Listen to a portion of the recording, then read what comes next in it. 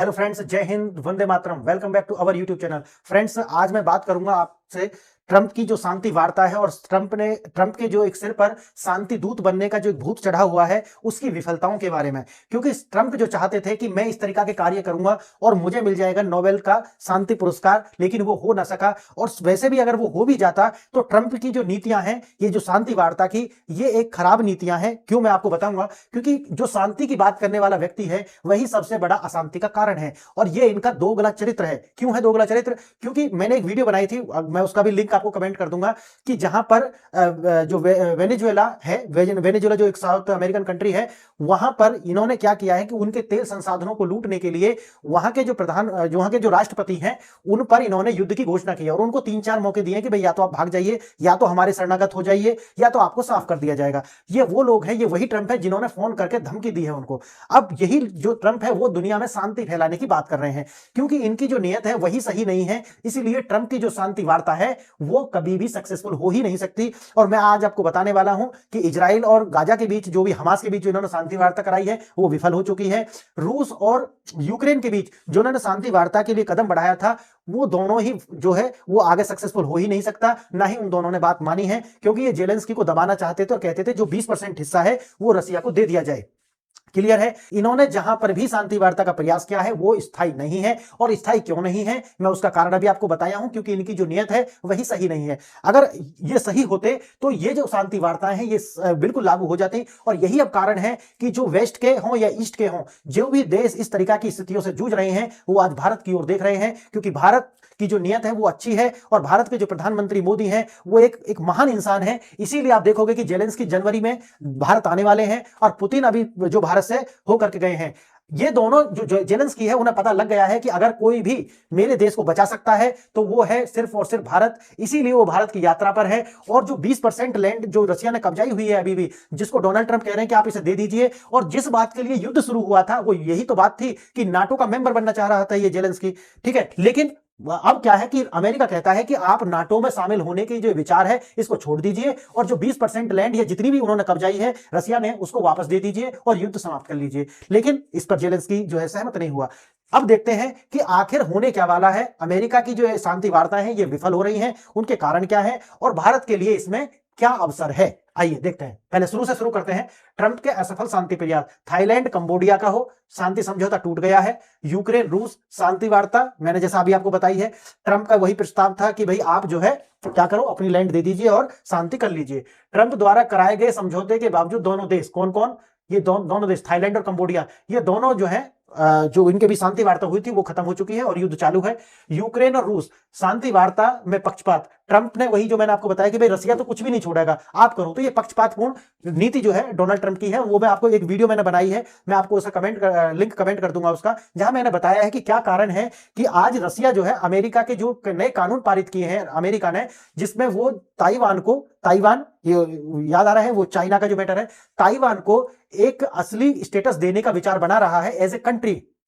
ठीक है, और उस कानून की प्रशंसा कर रहे हैं पुतिन साहब, यानी कि उसको सहमति दे रहे हैं। ये सहमति क्यों दे रहे हैं अब आपको समझ आ रहा होगा कि चाइना जो है वो उसको अलग थलग जो करने का जो प्रयास है इन दो महाशक्तियों का, वही आपको यहां देखते हुए नजर आएगा। आप वो वीडियो पूरा देखेंगे तो आपको समझ आएगा। अब देखिए, जेलेंस्की भारत आएंगे 2026 जनवरी में और वो प्रधानमंत्री मोदी से जो है इस बात की गुहार लगाएंगे कि हमारी जो ये युद्ध इसे समाप्त कराइए, और क्योंकि आपके दोस्त हैं पुतिन साहब और हमें ज्यादा घाटा ना हो या बिल्कुल भी घाटा ना हो, इसका वो प्रयास करेंगे। अब भारत जो है, भारत ने पुतिन और जेलेंस्की दोनों से मिलकर युद्ध का जो एक शांति का जो मार्ग है उसको प्रशस्त करने की बात कही है। और विश्व राजनीति का केंद्र अब जो है वो एशिया बन गया है। क्यों? क्योंकि लड़ाई कहीं भी हो, उन्हें एक चीज समझ में आ गई है कि अगर शांति को करा सकता है तो वो मोदी करा सकते हैं, वो भारत करा सकता है, बाकी तो किसी के बस की बात है नहीं।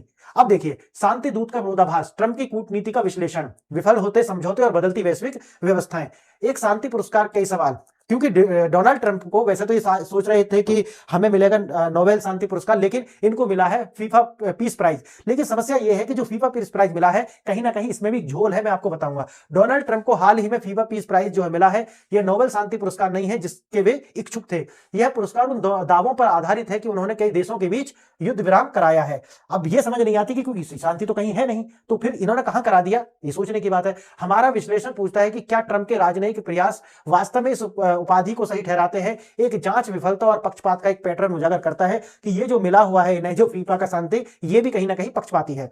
थाईलैंड कंबोडिया में फिर भड़की हिंसा। जो मैंने आपको बताया था कि इन्होंने वहां पर शांति वार्ता कराई थी, लेकिन वो शांति वार्ता ज्यादा दिन टिक नहीं सकी। ट्रंप द्वारा थाईलैंड और कंबोडिया के बीच कराया गया शांति समझौता पूरी तरह से विफल हो गया है। दोनों देशों के बीच पुराना क्षेत्रीय विवाद फिर से हिंसक हो गया है। थाईलैंड ने कंबोडिया पर हवाई हमले शुरू कर दिए हैं और दोनों देशों की जो सीमा पर अपनी अपनी सेना तैनात हो गई है। यह ट्रंप के शांति समझौते की अस्थिरता का पहला है और स्पष्ट प्रमाण है जो अब अधर में लटका हुआ है। ताजा खबर है, थाईलैंड ने कंबोडिया पर हवाई हमले शुरू कर दिए। इसका मतलब है कि डोनाल्ड ट्रंप का ये जो दावा है कि मैंने शांति समझौता करा दिया है, ये पूरी तरीका से गलत है। दूसरा, यूक्रेन युद्ध और एक तरफ शांति प्रस्ताव। मैंने जैसा कि आपको बताया कि वो कहते हैं कि मैंने रसिया और यूक्रेन के बीच युद्ध की शांति का प्रयास किया है, लेकिन वो दोनों के बीच शांति का प्रयास है ही नहीं। कहीं ना कहीं उन्होंने पुतिन से जो बात कर लिया है कि आप मेरे जो कानून में बनाने जा रहा हूं उसका आप क्या करोगे, समर्थन करोगे, और आपको उसके बदले हम क्या देने वाले हैं, ये 20% लैंड और यूक्रेन पर युद्ध की विजय। कहीं ना कहीं उनका ये मन है। अब आते हैं क्षेत्रीय नुकसान, 20% जो मैंने आपको बताया था और नाटो में आप कभी भी शामिल नहीं होंगे, ऐसा उनसे वो एक हामी भराना चाहते थे, लेकिन जो जेलेंस्की है उन्होंने मना कर दिया। पुतिन की जीत, जेलेंस्की पर दबाव।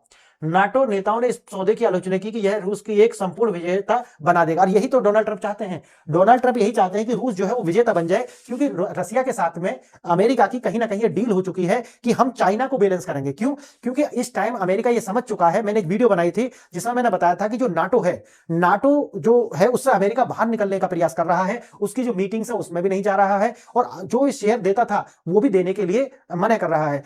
अब क्यों? क्योंकि उसे यह पता चल गया है कि हमारा जो असली दुश्मन है वो रसिया नहीं है, और ना ही रसिया आज इस हालत में है कि हम उसके लिए इतना इन्वेस्ट करें। लेकिन आज उसका जो सबसे बड़ा दुश्मन है वो है चाइना।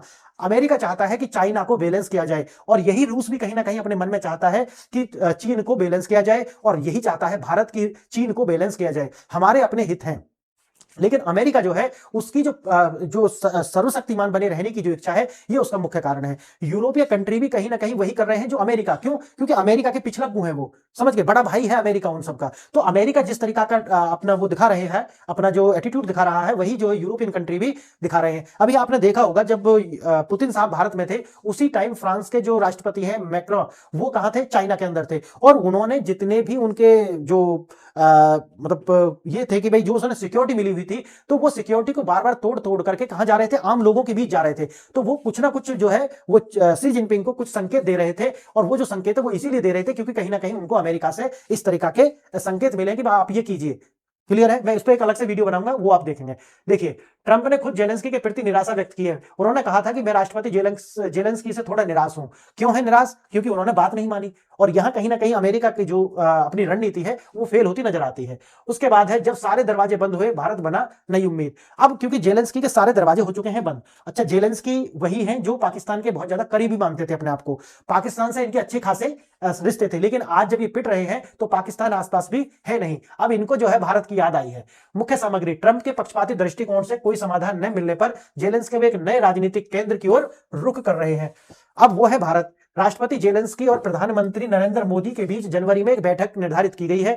यह इस बात का संकेत है कि जब पारंपरिक पश्चिमी रास्ते बंद हो जाते हैं तो दुनिया के नेता समाधान के लिए भारत की ओर देखते हैं। क्यों? क्योंकि भारत निष्पक्ष है, इसलिए याद रखना।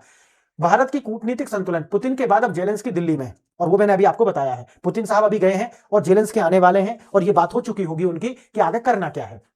भारत अपनी अद्वितीय तटस्थ स्थिति का प्रदर्शन कर रहा है। बात यहां तटस्थ की जब आती है तो अब हम बदल चुके हैं। अब हम नेम नहीं रहे हैं। नेम, NAM मतलब non align movement. Non align movement जो था वो एक वीक था, वीक सरकार को दिखाता था और एक वीक कंट्री को दिखाता था, समझ गए? क्योंकि हम किसी का भी पक्ष लेने में शामिल नहीं थे। यानी कि हम जो है कैसे थे, नेम जो था वो ऐसा था कि जैसे कमजोर व्यक्ति होता है ना, और दो जो तगड़े लोग हैं उनकी जो लड़ाई है वो उन दोनों में से किसी का पक्ष नहीं लेता, क्योंकि अगर किसी का एक का पक्ष लेगा तो दूसरा उसे पीटेगा। यही स्थिति थी भारत के नेम की। लेकिन आज की जो स्थिति है वो क्या है कि दो ताकतवर लोग लड़ रहे हैं, लेकिन बीच में एक दरोगा आकर के खड़ा हो गया है। अब क्या है कि वो जो ताकतवर लोग हैं वो एक दूसरे को पीटने को तैयार हैं, लेकिन जो दरोगा है उसकी वजह से वो जो है क्या है, डर है उनमें। दरोगा की शक्ति से नहीं, बल्कि दरोगा को तो उठा के फेंक देंगे, लेकिन दरोगा की जो अपनी पावर है, पद की जो पावर है, जो उसके अंदर इंटरनल शक्ति है, उसकी आर्थिक शक्ति, उसकी कानूनन शक्ति जो है, उसकी वजह से डर रहे। तो आज का जो नेम, जो पहले जो नेम हुआ करता था वो डर का संकेत था, लेकिन आज जो भारत की तटस्थता की जब हम बात करते हैं कि भारत तटस्थ है, इसका मतलब भारत एक दरोगा है, समझ गए? दो शक्तियों के बीच आज भारत जो है उसी शक्ति के साथ खड़ा हुआ है कि दोनों उसकी बात सुनने के लिए तैयार है। भारत ने लगातार संघर्ष पर संवाद, डायलॉग्स और वार्ता यानी कम्युनिकेशन, हमारी जो नीति रही है वो ये रही है कि बात कुछ भी हो लेकिन संवाद बंद नहीं होना चाहिए, कम्युनिकेशन के रास्ते खुले हुए होने चाहिए। यही हमने जब सिंदूर हुआ था, ऑपरेशन सिंदूर, उस टाइम पर भी हमने अपने चैनल्स खोले हुए थे पाकिस्तान के साथ कि हम युद्ध नहीं कर रहे हैं क्योंकि हम विकास की ओर देख रहे हैं, अगर आप करोगे तो हम आपको तहस नहस कर देंगे। तो यही हमारी एक रणनीति रही है और हमने उसे इसीलिए बहुत जल्दी से भी समाप्त कर दिया था। किसी भी पक्ष में खुलेआम समर्थन नहीं करता, यह तटस्थता की उम्मीद।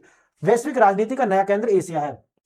यह सिर्फ एक अकेली घटना नहीं है, यह एक बड़ा बदलाव का हिस्सा है। जिस समय पुतिन भारत में थे उस समय फ्रांस के राष्ट्रपति, जो मैंने आपको बताया था, मैक्रो चीन के दौरे पर रहे।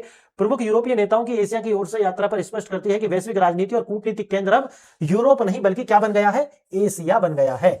और भारत इसमें एक महत्वपूर्ण रोल निभाएगा, निभाता रहा है, आगे भी निभाएगा। और उसका कारण क्या है कि भारत एक ऐसी स्थिति में है जहां पर हर देश उसके साथ खड़े होने के लिए तैयार है, क्योंकि चाइना को बैलेंस करना है।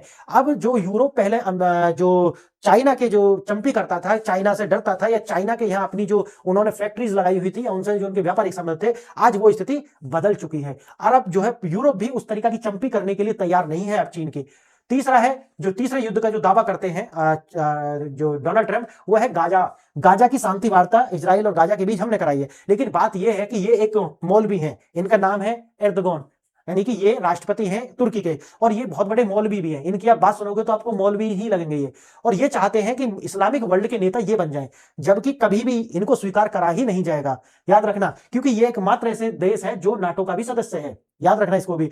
और नाटो, कभी इसमें मैं अलग से वीडियो बनाऊंगा कि नाटो की संरचना इस तरह की है कि वो अमेरिका के पिछलग्गू हैं और पिट्ठू हैं। अगर ये नेता बन जाएंगे तो इसका मतलब है कि जो क्रिश्चियन वर्ल्ड है वो इस्लामिक वर्ल्ड को इजीली फिर मैनिपुलेट कर पाएगा। इसीलिए जो ओआईसी है ना, ओआईसी जो जिसमें सारे इस्लामिक कंट्री हैं, वो इसको कभी भी इस्लामिक वर्ल्ड का नेता स्वीकार ही नहीं कर सकते। अब बात आती है सऊदी अरब की, कि सऊदी अरब को करने के लिए तैयार है, बिल्कुल भी नहीं है। कारण उसका क्या है, वो ऑलरेडी वो इससे भी कमजोर है, समझ गए। उसकी जो डिफेंस की पावर है वो बिल्कुल कमजोर है, इसलिए उसको भी नहीं कर सकते। और दूसरा मामला आता है शिया और सुन्नी का, तो दोनों में जो है, और जो क्योंकि एक देश जो है वो सुन्नियों का है, तो वो इन्हें शियाओं का है, ईरान में जो शिया है वो इन्हें स्वीकार ही नहीं करेंगे। तो अपने इंटरनल कॉन्फ्लिक्ट जो इनके इस तरीके के हैं कि आज पूरे इस्लामिक वर्ल्ड का कोई एक लीडर बनना चाहे तो नहीं बनेगा। अब मजबूरी ये है कि ये व्यक्ति जो है आज जो हमास के गुर्गे हैं, जो आतंकवादी हैं, उनके साथ मिलकर के ये दोबारा से वही तैयारी फिर कर रहा है कि भाई हम किसको, इजराइल को अस्थिर करेंगे। ये व्यक्ति इजराइल को फिर अस्थिर, इसका मतलब ये है कि ये जो शांति वार्ता हुई थी